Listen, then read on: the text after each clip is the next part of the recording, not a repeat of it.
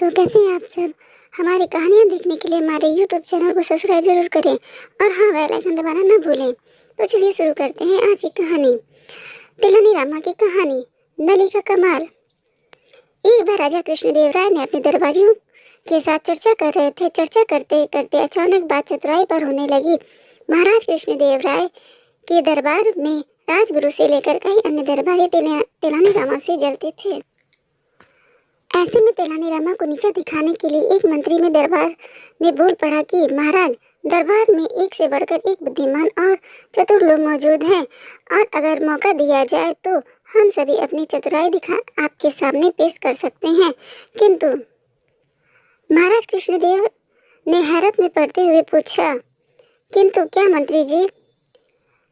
इस पर सेनापति बोले, महाराज, मैं आपको बताता हूँ कि मंत्री जी के मन में क्या बात है। दरअसल इस दरबार में तेलानी के राम के अलावा किसी को भी अपनी चतुराई साबित करने का मौका नहीं दिया जाता है।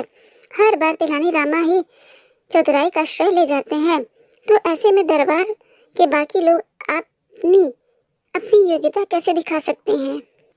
महाराज कृष्णदेव राय सेनापति की बात सुनकर समझ गए कि दरबार के सभी लोग तेलानी के विरोध में उतर आए हैं।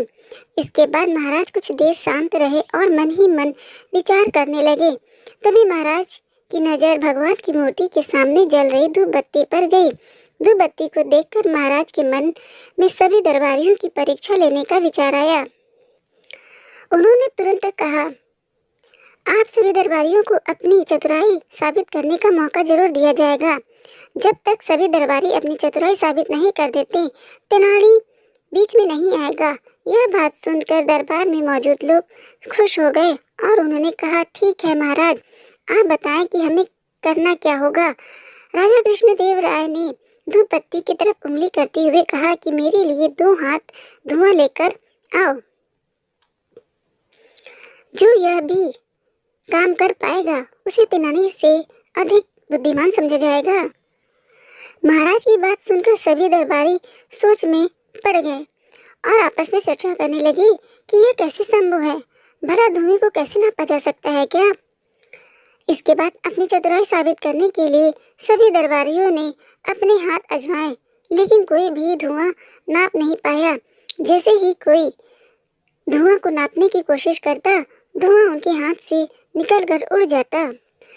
जब सभी दरबारियों ने हार मान ली, तब उनमें से एक दरबारी बोला, महाराज, हमारे हिसाब से धुएं को नापा नहीं जा सकता। हाँ, अगर तिलानी ऐसा कर पाए तो हम उसे अपने से भी अधिक बुद्धिमान मान लेंगे, लेकिन अगर वह ऐसा नहीं कर पाए तो आपको उन्हें हमारे जैसा ही समझना होगा। राजा मुस्कुराते हुए बोले, क्यों तिलानी राम, क्या तुम तैयार हो? इस पर तिलानी ने सिर झुकाकर बोला, महाराज, मैंने हमेशा आपके आदेश का पालन किया है, इस बार भी जरूर करूंगा। इसके बाद तेलानी राम ने एक सेवक को बुलाया और उसके कान में कुछ कहा। उसकी बात सुनकर सेवक तुरंत दरबार से बाहर चला गया। दरबार में चारों ओर चुप्पी छा गई। सभी यह देखने के लिए उतावले हुए जा रहे थे कि आखिर कैसे तेलानी राम राजा को 2 हाथ धुआं देता है। तभी सबकी नजर सेवक पर पड़ी, जो शीशे की बनी 2 हाथ लंबी नली लेकर दरबार में वापस आया था। तेलानी राम ने उस शीशे की नली का मुंह धूप बत्ती से निकलते हुए धुएं पर लगा दिया।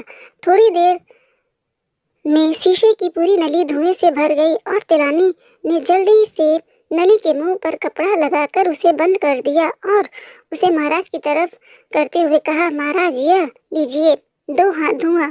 यह देखकर महाराज के चेहरे पर मुस्कान आ गई और उन्होंने तेलानी से नली लेकर दरबारियों की ओर देखा। सभी के सिर तेलानी की चतुराई देखकर शर्म से नीचे झुक हुए थे। वहां कुछ दरबारी तेलानी के पक्ष में भी थे।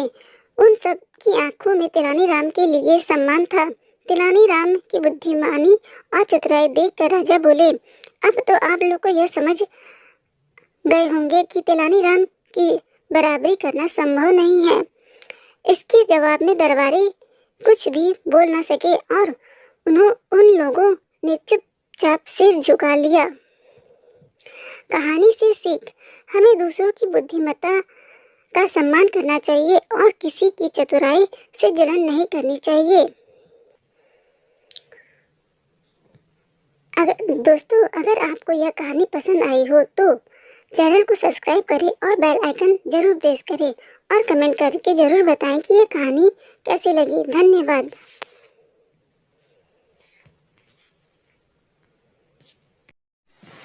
हेलो दोस्तों, कैसे हैं आप सब। हमारी कहानियाँ देखने के लिए हमारे YouTube चैनल को सब्सक्राइब जरूर करें और बेल आइकन दबाना ना भूलें। तो चलिए शुरू करते हैं।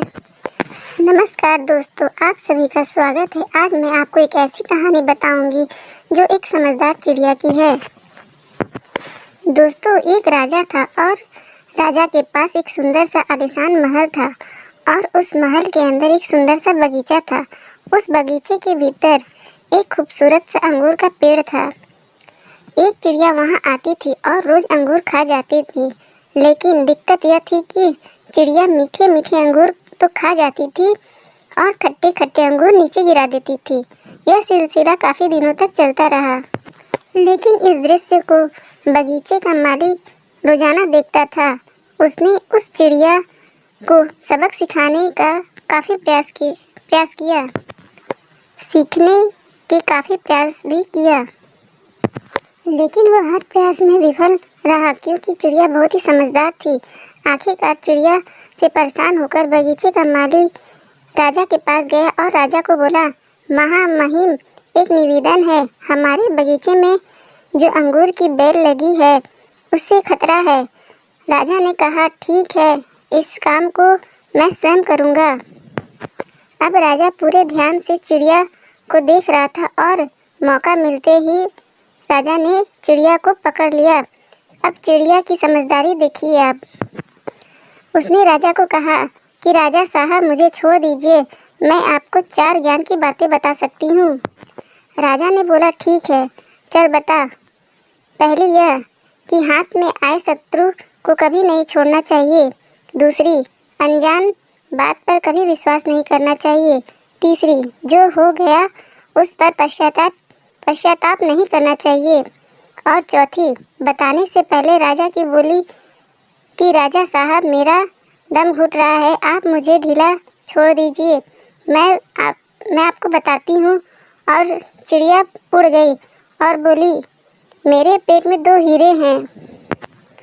राजा को पश्चाताप होने लगा। राजा गुस्से से हो गया।